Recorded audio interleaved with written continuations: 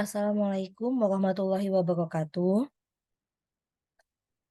Pada kesempatan kali ini saya akan menjelaskan tentang genom prokaryotik dan genom virus.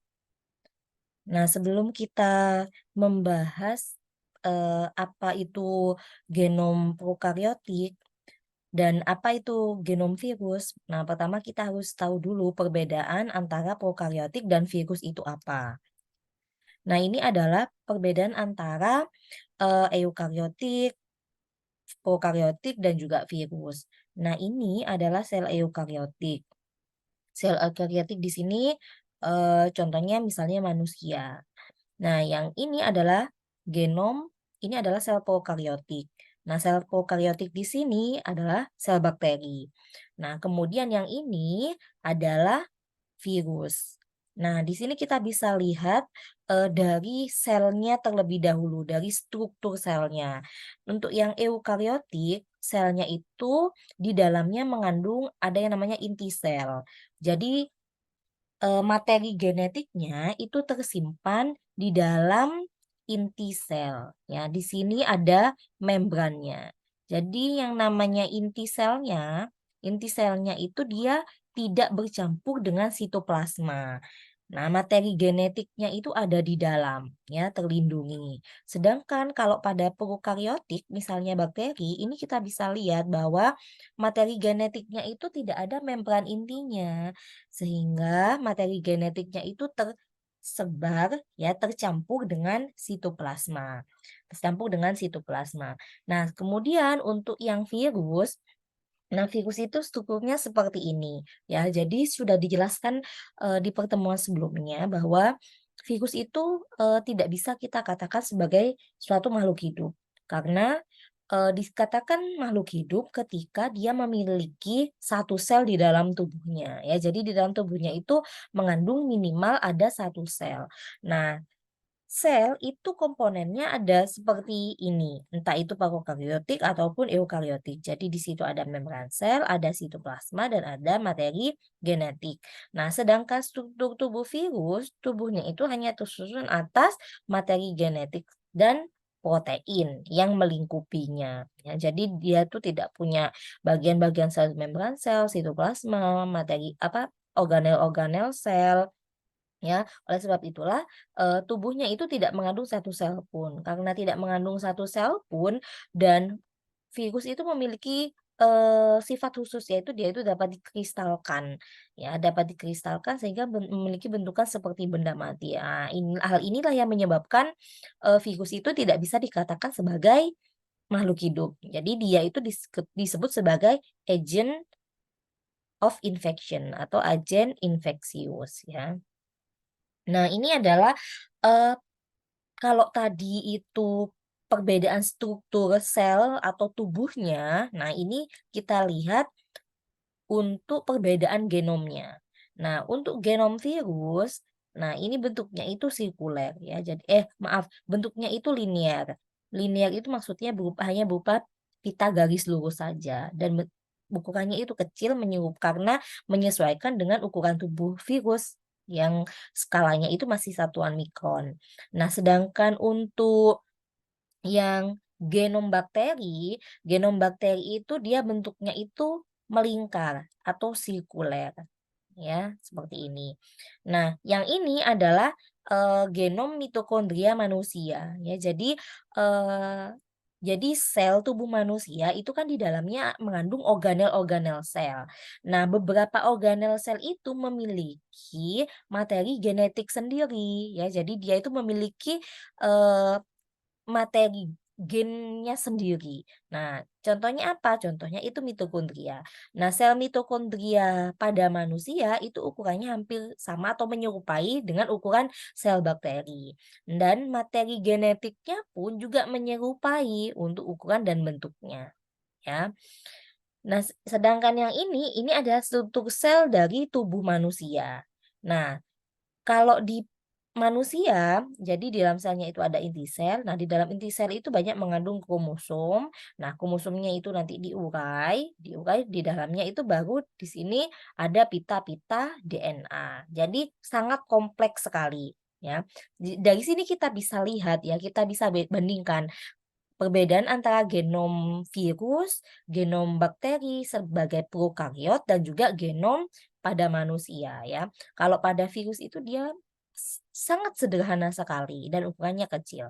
Kalau pada bakteri dia itu bentuknya melingkar, genomnya ya sirkuler, tapi dia masih sederhana ya. Nah, kalau pada manusia dia itu sudah sangat kompleks sekali. Jadi DNA-nya itu nanti bergabung dengan protein histon ya membentuk suatu kromosom. Nah, kromosomnya itu nanti ada di dalam inti selnya. Nah, itu perbedaan untuk genomnya. Nah, selanjutnya akan kita bahas tentang virus terlebih dahulu. Jadi, virus itu apa ya? Apakah benar virus itu bisa dikatakan makhluk hidup atau tidak? Kemudian bagaimana untuk genom virus itu? Nah, jadi ilmu yang mempelajari virus itu disebut sebagai virologi ya.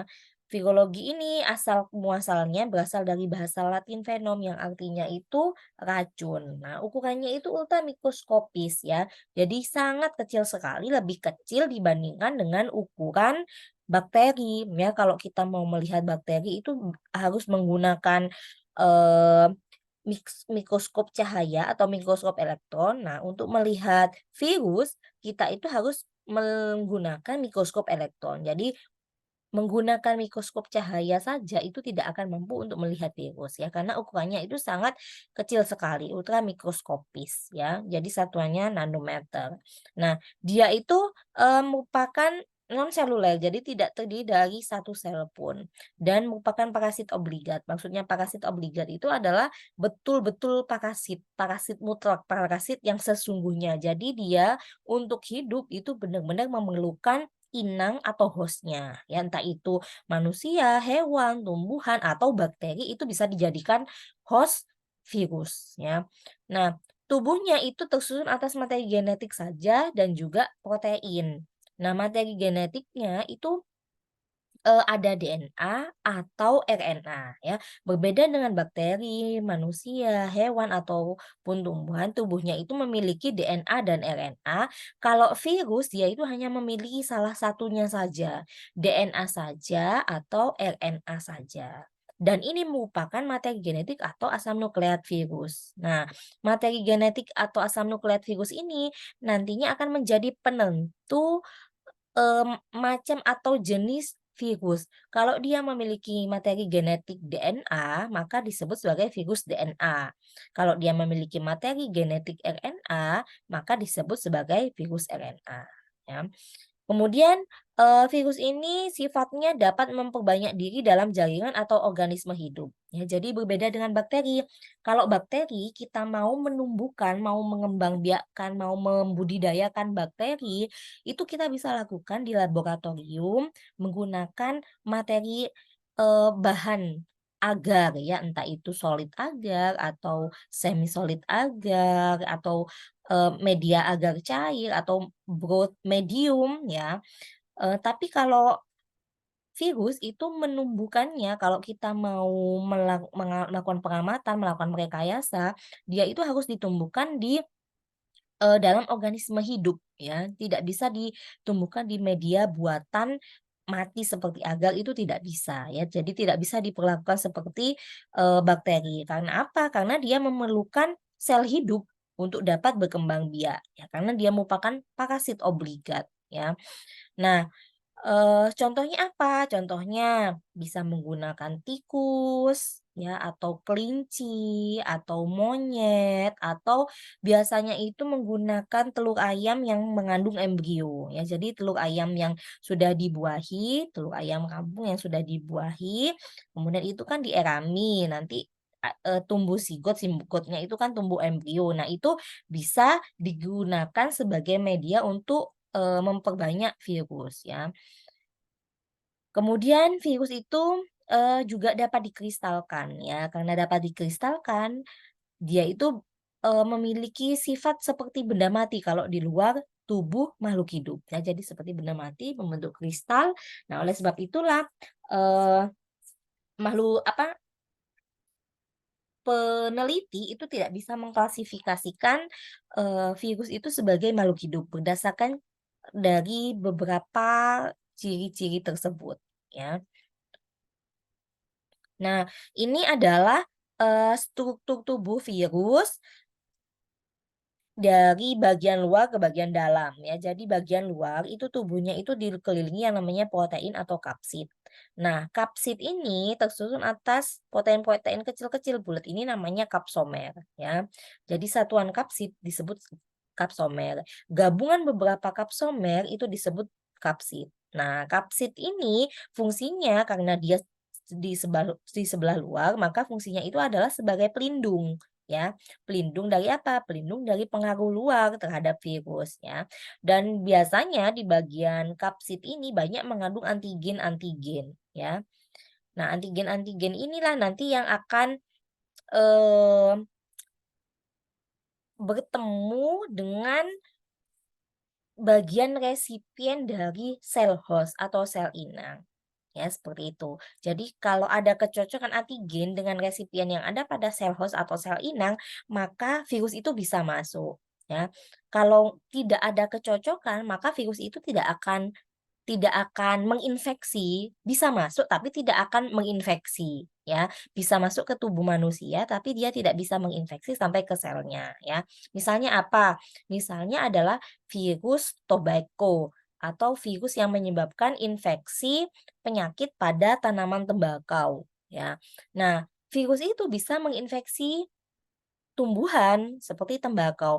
Tetapi kalau virus itu masuk ke dalam tubuh manusia, dia itu tidak akan mampu bereaksi menyebabkan penyakit terhadap manusia. Karena apa? Karena antigennya itu tidak sesuai dengan resipien yang dimiliki oleh manusia, tidak cocok ya sehingga tidak akan masuk. Nanti akan kita bahas di belakang ya.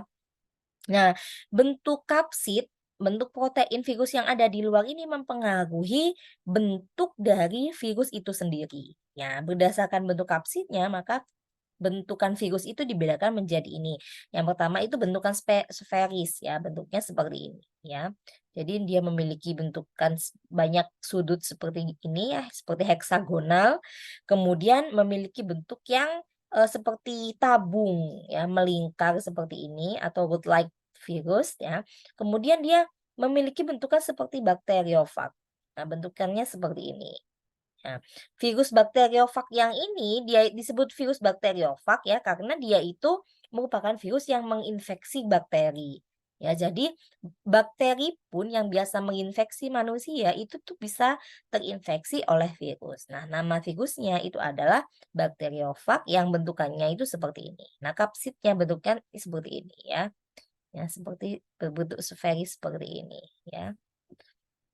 Nah, kemudian di sebelah dalam protein kapsidnya ini itu ada materi genetik ya, berupa asam nukleat, entah itu DNA atau RNA. Fungsinya itu sebagai apa? Ya sebagai pengendali replikasi atau reproduksi virus ya, namanya asam nukleat, namanya materi genetik, fungsinya adalah untuk mengatur segala aktivitas, segala proses kehidupannya ya. Jadi seperti manusia yang mengatur itu adalah materi genetiknya ya berupa DNA, sama juga dengan virus ya yang mengatur seluruh aktivitas kehidupannya itu adalah materi genetik virus, entah itu DNA atau RNA-nya. Nah, beberapa virus itu memiliki envelope atau memiliki selubung pada bagian luarnya ya. Di sebelah luar kapsid itu kadang ada yang memiliki envelope ya atau selubung. Nah, selubung ini tersusun atas zat entah itu fosfolipid, gabungan dari fosfolipid dan protein ya. Fosfolipid dan protein ini diperolehnya dari mana? Dari membran sel host ya. Nanti kita akan bahas di belakang kapan virus itu memiliki envelope dan kapan virus itu tidak memiliki envelope ya. Yang prosesnya bagaimana sehingga virus itu memiliki envelope gitu loh. Nah, dan gabungan dari protein virus ya. Jadi envelope-nya itu tersusun atas fosfolipid dan protein. Nah, proteinnya itu bisa berasal dari sel host, bisa berasal dari protein virus itu sendiri. Nah, fungsinya envelope itu apa? Berfungsi untuk menginfeksi sel inang ya. Nah, ini adalah macam-macam virus berdasarkan struktur bentuknya. Jadi ada yang berbentuk kapsid, maaf, ada yang berbentuk helix seperti ini. Ya contohnya apa? Contohnya adalah virus yang menyebabkan, infeksi pada tanaman tembakau ya. Kemudian ada bentuknya polihedral, memiliki bentukan yang, bersudut banyak ya. Contohnya apa? Contoh adalah adenovirus. Adenovirus itu adalah virus yang biasa menginfeksi bisa saluran pernafasan ya. Kemudian yang ini virus berbentuk sferis atau berbentuk bulat ya seperti bola. Contohnya apa? Contohnya adalah coronavirus ya. Jadi coronavirus itu bentuknya bulat seperti ini. Nah, kemudian ada yang kompleks virus ya. Contohnya adalah pada bakteriofag atau virus yang menyebabkan yang dapat menginfeksi bakteri. Nah, selanjutnya kita bahas tentang, mekanisme virus dalam menginfeksi makhluk hidup lain. Jadi gimana sih caranya virus itu masuk ke dalam tubuh host-nya atau inangnya dan bagaimana dia bisa, menginfeksi host atau inangnya tersebut. Nah, pada saat seperti ini, gimana sih peran materi genetik virus dalam proses infeksi ini, gitu ya. Nah, jadi ini adalah mekanisme virus dari luar sampai masuk ke dalam sel host ya. Jadi virus itu masuk ke dalam tubuh manusia atau hewan itu bisa melalui beberapa portal atau beberapa pintu masuk ya, entah itu tidak sengaja terhirup masuk bersama udara yang kita hirup ya, tidak sengaja tertelan masuk bersama dengan makanan yang kita makan ya, seperti itu. Atau bisa juga, eee, masuk melalui permukaan tubuh, permukaan kulit yang terluka, yang sedang terbuka itu bisa aja terkontaminasi, kemudian virus itu masuk ya. Bisa masuk ke dalam tubuh melalui beberapa pintu masuk tersebut. Nah, setelah masuk ke dalam tubuh, nanti dia itu akan masuk mengikuti kalau dia tercerna, dia akan mengikuti sistem masuk melalui sistem pencernaan kita ya, sampai akhirnya nanti masuk ke dalam sel-sel tubuh kita. Nah, ketika di sel ya, ketika antigen itu sesuai ya, antigen itu sesuai dengan reseptor yang ada di sel tubuh manusia atau sel host-nya, maka dia itu nanti akan mampu melekat. Nah, setelah, dilakukan melekat, nanti virus itu akan masuk ke dalam sel, ya. Jadi kayak seolah-olah tercerna gitu loh, tercerna, termakan. Nah, sampai akhirnya, nah di dalam ini virus itu akan mengeluarkan materi genetiknya. Nah, materi genetiknya dikeluarkan. Nah, kemudian di dalam sini dia bereplikasi, ya, dia bereplikasi. Nah, selanjutnya eh, si virus ini mengatur sel host itu agar juga menghasilkan yang namanya protein, ya. Menghasilkan protein, protein itu fungsinya sebagai apa? Sebagai bahan pembuat kapsid, ya, pelindungnya si virusnya itu tadi. Nah, sehingga proteinnya dihasilkan, si materi genetik virusnya itu juga bereplikasi lebih banyak. Nah, kemudian akhirnya di dalam terjadi perakitan, ya, perakitan virus-virus baru. Sehingga virusnya itu nanti keluarnya, kalau misalnya dia masuknya satu, keluarnya bisa jadi 1000 seperti itu ya. Nah, karena adanya proses replikasi dan sintesis protein yang terjadi di dalam sel tubuh host. Nah, lebih rincinya itu seperti ini ya. Jadi ini adalah proses eh, replikasi virus di dalam sel host ya. Jadi yang pertama itu harus ada attachment dulu ya. Ada perlekatan ya, perlekatan antara antigen yang ada pada virus dengan reseptor yang ada pada sel host. Misalnya sel host tubuh manusia. Yang ini selnya, yang ini adalah virusnya. Harus ada pelekatan dulu yang sesuai ya. Pengaruhnya dipengaruhi ini suhu yang sesuai, ada zat magnesium dan kalsium ya, dan reseptornya itu harus spesifik ya. Kalau dia tidak spesifik, maka tidak akan terjadi proses pelekatan atau attachment tadi. Nah, ketika sudah ada pelekatan, maka ada entry atau penetration, jadi masuk. Nah, masuknya itu ada dua cara, entah itu melingkupi ya seperti amoeba, ya itu istilahnya eh, invaginasi, membran sel melingkupi virus, jadi seperti amoeba melingkupi cairan ya atau istilahnya itu pinositosis, atau melalui fusi antar membran sel dan envelop virus ya. Jadi dua cara penetrasinya seperti itu. Nah, kemudian ada prosesnya namanya uncoating ya. Jadi pelepasan materi genetik dari kapsid virusnya. Nah, kemudian terjadilah proses replikasi. Nah, pada saat replikasi ini terjadi dua proses, transkripsi memproduksi mRNA virus ya, yang hijau-hijau ini, kemudian ada proses sintesis produksi protein virus. Ya, jadi proteinnya yang dihasilkan itu apa saja? Protein struktural untuk struktur tubuh virus yaitu membentuk kapsid, dan protein fungsional menghasilkan enzim untuk membantu percepatan replikasi materi genetik virusnya. Ya, sehingga dihasilkanlah beberapa materi genetik virus dan juga kapsid virus. Nah, setelah dihasilkan banyak, akhirnya terjadilah proses perakitan. Ya, perakitan. Satu materi genetik dengan satu kapsid. Begitu seterusnya. Nah, setelah dirasa cukup, ya, setelah dirasa cukup, maka mm, terjadilah rilis atau pelepasan virus. Nah, proses pelepasan virus itu terbagi menjadi dua macam, ya. Bisa melalui penguncupan atau istilahnya itu budding dan bisa proses lisis atau pecah selnya, ya. Kalau proses penguncupan bentuknya itu seperti ini. Jadi selnya itu menguncup, ya, kemudian virusnya itu keluar perlahan-lahan. Nah, pada saat proses budding ini, maka virus itu akan memiliki struktur bawaan dari sel hostnya. Nah, struktur bawaan ini disebut sebagai envelope atau selubung. Nah, oleh karena itu komponen dari envelope virus itu adalah sama dengan komponen sel hostnya. Tadi ada fosfolipid, yaitu komponen membran sel, dan juga ada protein.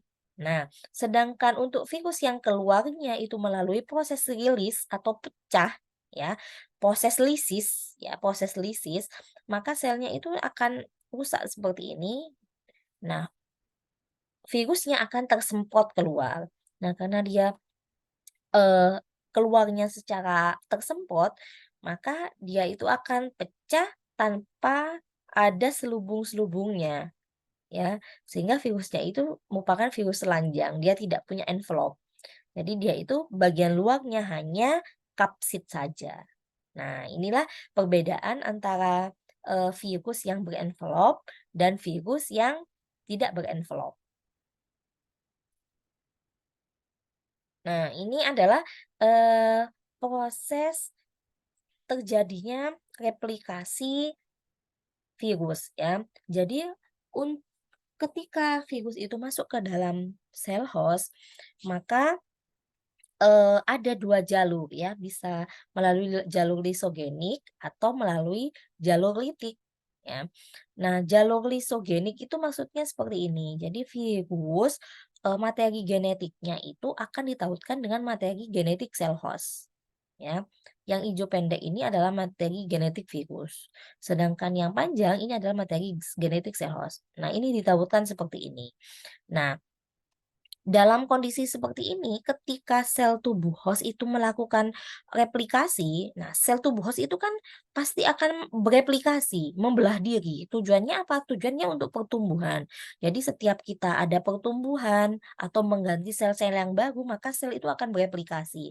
Misalnya dari anak-anak, nanti itu akan bertambah semakin tinggi, semakin tinggi. Nah, itu kan ada penambahan jumlah sel. Nah, ketika sel itu bereplikasi, membelah diri, otomatis materi genetik virus yang ada di dalamnya itu juga akan membelah. Ya, awalnya jadi dari satu sel, di sini menjadi dua sel. Nah, hal ini akan terus terjadi. Nah, sampai akhirnya karena ada faktor induksi tertentu, nah jalur ligosogenik ini akan berubah menjadi jalur litik. Ya, bisa jadi berubah menjadi jalur litik. Nah, pada saat jalur litik di sini, virus sel materi genetik virusnya itu nanti sudah tidak tertaut dengan materi genetik sel hostnya, dia itu berdiri sendiri. Nah, kemudian dia mulai perakitan, ya, di luarnya diselubungi kapsid, kemudian keluarlah pecah melalui metode lisis ini tadi, ya. Nah, yang ini adalah jenis virus berdasarkan genomnya. Nah, sudah dijelaskan tadi ya di awal kalau virus itu memiliki materi genetik DNA atau RNA. Ya, jadi dia itu bisa dibedakan menjadi virus DNA atau virus RNA. Nah, untuk virus DNA itu ada yang di bagian atas ini itu diklasifikasikan lagi menjadi dua. Ada DNA-nya yang double stranded, artinya ada dua untai pita DNA-nya, dan ada DNA single stranded, maksudnya itu DNA-nya itu hanya ada satu untai. Nah, contoh yang DNA virus satu untai dan dia tidak berenvelop itu adalah golongannya parvovirus, ya. Untuk yang double stranded ada dua untai, dia itu dipisah menjadi dia berenvelop, ada selubungnya virusnya, atau unenveloped, tidak berselubung. Nah, macam-macam virusnya itu ada di sini. Nah, selanjutnya untuk yang virus RNA, ini ada dua macam. Ada sense positif, ada sense negatif, ya. Maksudnya itu apa? Jadi, kalau yang sense positif itu maksudnya dia yang non-coding strand. Yang non-coding itu berarti dia berfungsi sebagai template, ya. Yang jadi kalau DNA itu ada bagian coding, ada bagian non-coding, ya. Ada yang berfungsi sebagai template, ada yang berfungsi non-template. Nah, RNA sense positif sama sense negatif itu hasil dari proses tersebut, ya. Intinya seperti itu. Nah, untuk RNA yang positif itu terbagi menjadi dia berselubung atau tidak berselubung. Untuk yang RNA negatif juga dia memiliki yang memiliki envelope, ya. Contohnya adalah ini. Nah, kemudian ada yang virus RNA. Dia memiliki double kapsid. Contohnya adalah reovirus. Nah, kemudian ada RNA, yaitu virus RNA sebenarnya, berenvelop, kemudian untuk proses selanjutnya dia itu mengubah dirinya menjadi DNA, materi genetiknya. Nah, ini contohnya terjadi pada retrovirus. Retrovirus itu adalah virus dari golongan HIV. Ya. Nah, ini adalah proses-proses atau mekanisme terjadinya transkripsi pada genom virus. Jadi kalau yang dia merupakan virus DNA double stranded, maka proses transkripsinya itu sama kayak proses transkripsinya manusia atau bakteri. Ya, jadi DNA menghasilkan mRNA. Ya, seperti transkripsi pada umumnya.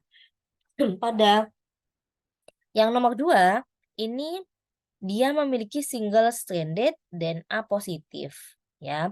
DNA-nya itu merupakan DNA untai tunggal. Jadi ketika mau melakukan transkripsi, maka DNA single stranded ini harus diubah dulu menjadi DNA double stranded seperti ini. Nah, barulah terjadi proses transkripsi. Nah, kemudian untuk yang nomor 3 itu ada double stranded RNA fragmented. Ya, jadi ada RNA tapi dia itu terpotong-potong ya, jadi terfragmen-fragmen. Seperti ini misalnya awalnya satu ya seperti ini, dia itu terpisah menjadi 3 segmen gitu loh.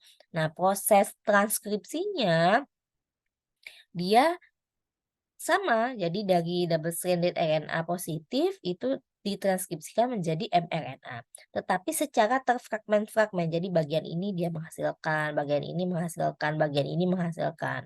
Ya. Untuk yang nomor 4, single stranded RNA positif, dia sudah bisa langsung berperan sebagai mRNA. Jadi tidak perlu melakukan transkripsi. Ya, karena dia sudah bentuknya sudah seperti mRNA. Sehingga fungsinya pun sudah bisa seperti mRNA.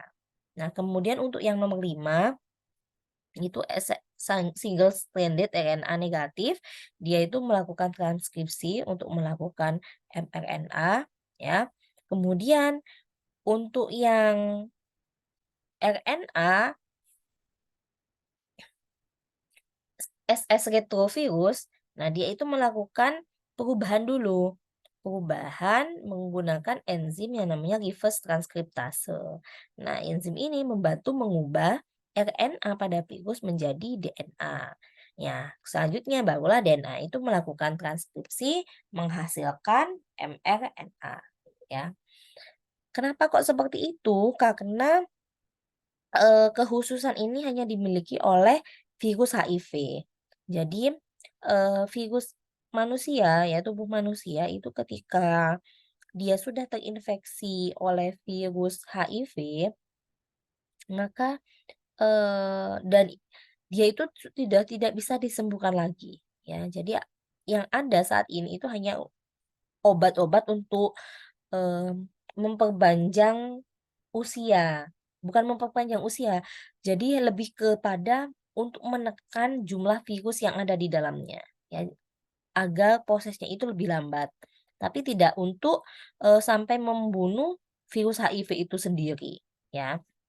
Karena apa? Karena, virus HIV itu ketika dia sudah masuk ke dalam tubuh manusia dan dia sudah, mampu beradaptasi, maka dia itu memiliki mekanisme menautkan materi genetiknya itu dengan materi genetik pada manusia, ya.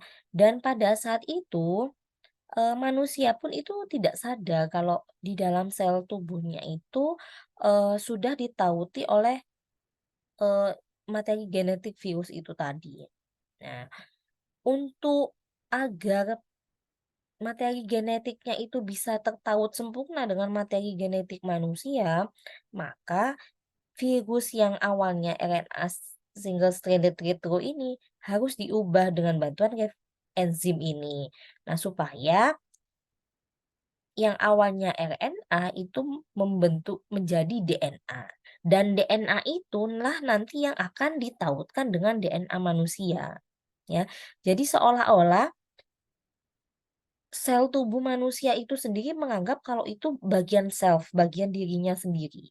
Ya, sehingga tidak dihancurkan oleh sistem imun tubuh kita. Ya. Nah, barulah ketika si virus itu beranak pinak di dalam tubuh kita, nah tubuh kita itu sudah, eee, kehilangan atau kehilangan kekuatan untuk mampu melawan dengan jumlah virus yang sangat banyak itu tadi ya. Oleh sebab itulah, eee, mak kita itu baru mengetahui kalau seseorang itu mengidap HIV itu setelah beberapa tahun orang tersebut itu terinfeksi. Jadi masa inkubasinya itu lama sekali, bisa 5 tahun sampai 8 tahun atau 10 tahun, tergantung dari kondisi tubuh dari si pasiennya itu, si host-nya itu tadi, ya. Misalnya ada seseorang terinfeksi HIV di tahun 2020. Nah, dia itu bisa saja menunjukkan gejala-gejala ya, ketika sudah di tahun 2025 atau kadang 30 seperti itu, karena masa inkubasinya itu lama sekali, ya. Nah, pada saat masa inkubasi itu, tubuh itu masih belum sadar ya, kalau tubuh itu sudah terinfeksi oleh virus ya. Nah, itulah, eee, salah satu keunikan, kekhasan dari virus HIV, ya. Nah, selanjutnya, kalau tadi kita sudah bahas virus, selanjutnya kita bahas tentang bakteri ya. Jadi apakah bakteri itu dan bagaimana genom bakteri itu? Nah, sebenarnya genom bakteri itu sama saja dengan genom manusia, genom eukariot yang sudah kita bahas minggu lalu ya. Jadi sama, materi genetiknya itu tersusun atas basa-basa nitrogen, tersusun atas gula, dan tersusun atas fosfat. Nah, susunannya pun juga sama. Untuk basa nitrogen itu ada basa purin, pirimidin, kemudian adenin itu akan selalu berpasangan dengan timin, guanin itu akan selalu berpasangan dengan sitosin. Kemudian untuk RNA-nya, timinnya diganti urasil, semuanya itu sama. Ya, sama dengan eukariotik. Tetapi ada beberapa perbedaan antara genom bakteri dengan genom eukariotik, ya. Jadi pertama akan kita bahas dulu tentang bakteri, ya sedikit saya singgung tentang bakteri. Jadi ini adalah struktur bakteri, jadi dia merupakan makhluk hidup prokaryotik. Apa itu maksudnya? Maksudnya itu adalah dia tidak memiliki membran inti sel, ya sehingga materi genetiknya itu tercampur atau tersebar di sitoplasmanya. Ukurannya sangat kecil sekali, dia itu unisel. Unisel itu maksudnya bersel satu. Untuk melihatnya menggunakan alat bantu yang namanya mikroskop ya. Untuk melihat mikroskop cahaya itu sudah bisa, tetapi agak lebih jelas menggunakan mikroskop elektron lebih baik. Nah, bakteri ini tidak bisa kita lihat dengan kasat mata, kadang kita bisa melihat, eee, di situ ada bakteri berdasarkan aktivitasnya. Misalnya apa? Misalnya kalau ada luka, lukanya itu semakin membesar, menjadi borok. Nah, itu di situ bisa dicurigai kalau di situ ada perkembangan perkembangan bakteri. Kemudian ada makanan yang membusuk setelah beberapa lama. Nah, di situ kita bisa lihat, oh di situ ada aktivitas bakteri ya. Selama tidak ada aktivitasnya, kita itu tidak akan sadar kalau di situ ada bakteri. Padahal sebenarnya bakteri itu ada di mana-mana, bahkan di permukaan tubuh kita itu juga ada bakteri. Hanya saja kadang kita tidak menyadarinya karena bakteri pada saat itu tidak sedang, beraktivitas yang menimbulkan, eee, yang aktivitas berlebih yang menimbulkan kita itu sadar kalau di situ tuh ada aktivitas bakteri. Nah, untuk materi genetik bakteri, itu ada yang namanya ini, bakterial DNA. Biasa kita kenal sebagai sirkular kromosom. Karena apa? Karena bentuknya itu melingkar dan tersusun atas 2 untai. Ya, seperti gambar yang warna merah ini, dia itu ada 2 untai dan membentuk melingkar. Nah, selain memiliki kromosom bakteri, bakteri itu juga memiliki yang namanya plasmid. Nah, plasmid ini yang warna biru ini. Sama, dia bentuknya sirkuler dan dia tersusun atas 2 untai. Nah, tetapi bedanya ukurannya itu hanya lebih kecil. Nah, kalau plasmid itu jumlahnya pada bakteri itu lebih dari satu. Kalau kromosom itu jumlahnya pada bakteri itu ada satu, lebih besar. Kalau plasmid itu dia ukurannya lebih kecil, tapi pada bakteri itu bisa saja memiliki lebih dari satu plasmid. Ya, kalau pada contoh di sini dia memiliki 3 plasmid, ya. Tetapi untuk, strukturnya hampir sama, ya. Jadi dia sama-sama double stranded atau 2 untai dan sama-sama bentuknya itu melingkar atau sirkuler. Nah, kromosom bakteri dan plasmid ini akan tereplikasi ketika sel bakteri itu melakukan replikasi atau pembelahan tubuhnya, ya, seperti pada gambar ini. Nah, kalau tadi sudah dijelaskan kalau, eee, materi genetik prokariot dan eukariot itu sama, nah selanjutnya apa sih sebenarnya bedanya kalau strukturnya itu sama, komponen penyusunnya sama? Jadi, ini adalah beberapa perbedaan, materi genetik pada prokariot dan eukariot. Yang pertama itu dari letaknya. Kalau materi genetik prokariot itu dia tersebar di sitoplasma. Karena apa? Karena dia tidak memiliki membran inti sel. Berbeda dengan eukariot. Jadi di dalam untuk materi genetik eukariot itu dia ada di dalam, terlindung di dalam membran di dalam inti sel. Ya, ada pelindungnya namanya membran inti sel. Jadi tidak tercampur dengan sitoplasma. Kemudian untuk yang kedua, nah, memiliki DNA yang lebih sederhana, lebih sedikit mengandung pasangan basa dan bentuknya itu sirkuler ya. Jadi dia itu double stranded, bentuknya melingkar atau sirkuler, ukurannya lebih kecil dan lebih sederhana. Berbeda dengan eukariot. Eukariot itu DNA-nya lebih kompleks. Karena apa? Karena DNA-nya ini nanti akan menggulung bergabung dengan protein histon, kemudian menggulung lagi akan membentuk kromosom, ya.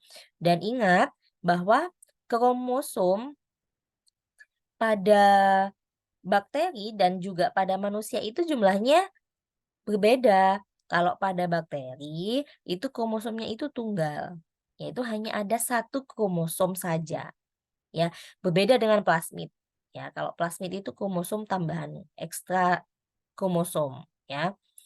Nah, kalau pada manusia kromosomnya itu kalau pada eukariot ya, khususnya manusia itu kromosomnya lebih dari satu ya.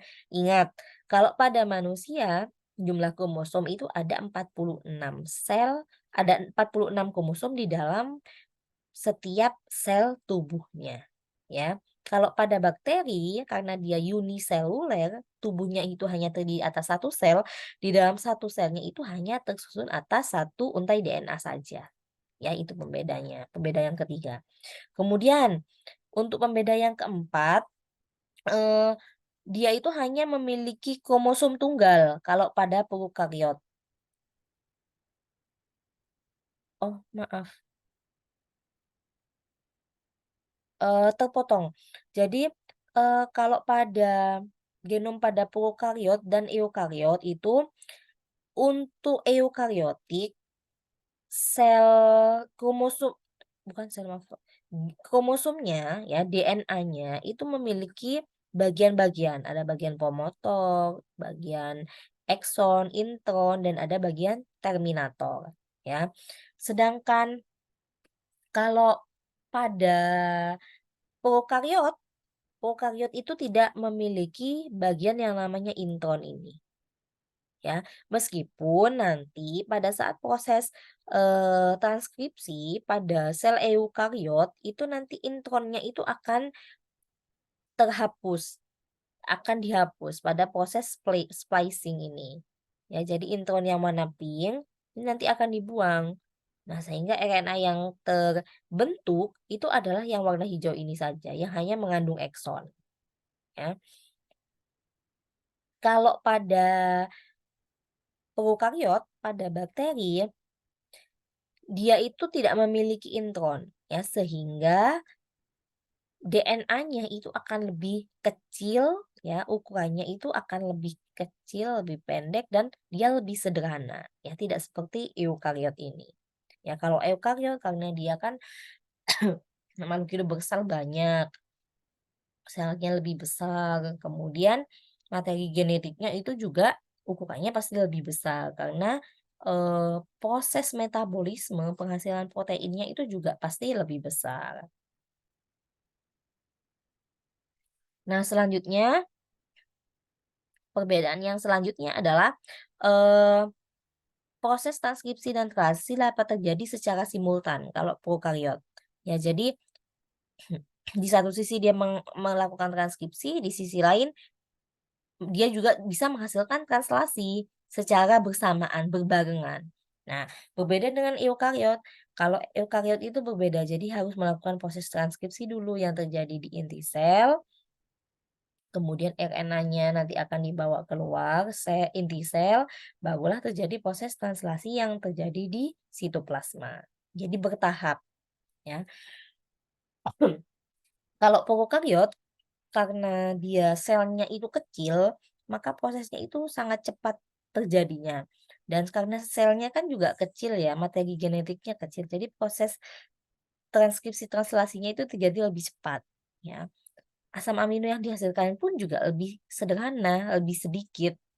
Nah, berbeda dengan eukariotik yang menghasilkan protein atau asam amino yang lebih kompleks ya. Karena apa? Karena selnya lebih besar, materi genetiknya lebih banyak, lebih kompleks, lebih lebih banyak yang perlu diinformasikan ya, yang perlu disampaikan informasinya ya, sehingga prosesnya itu akan lebih kompleks dibandingkan dengan prokaryot ya.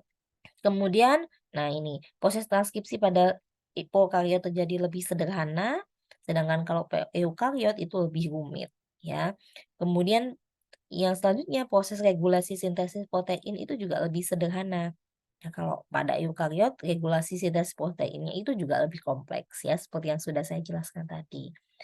Eee, sudah selesai untuk pertemuan hari ini. Terima kasih atas waktu yang diberikan. Assalamualaikum warahmatullahi wabarakatuh.